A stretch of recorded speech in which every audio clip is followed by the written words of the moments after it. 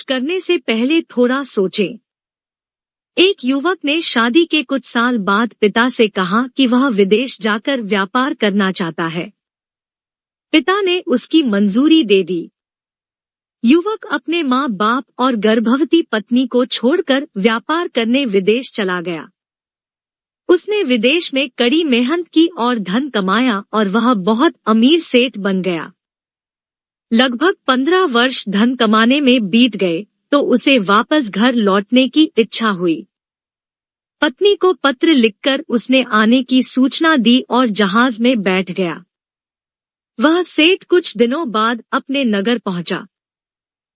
नगर के एक चौराहे पर ही उसने देखा कि एक व्यक्ति एक बोर्ड के साथ खड़ा था। उस बोर्ड पर उसने लिख रखा था बेशकीमती ज्ञान के सूत्र। सेठ ने उस व्यक्ति के पास जाकर पता किया तो उसने बताया कि मैं बेशकीमती ज्ञान के सूत्र बेच रहा हूँ।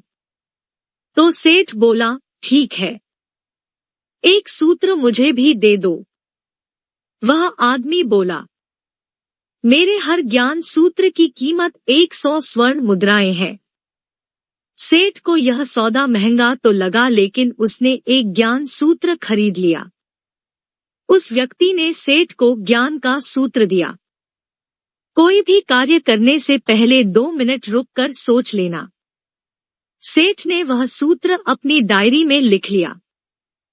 सेठ को अपने घर पहुंचते पहुंचते रात हो गई। सेठ ने सोचा, इतने सालों बाद लौटा हूँ तो क्यों ना सीधे पत्नी के पास पहुंचकर उसे सरप्राइज दूं। घर के चौकीदारों को इशारों से अंदर कुछ भी कहने से मना कर दिया और सीधे पत्नी के कमरे में गया। वहां का नजारा देखकर वह चौंक गया।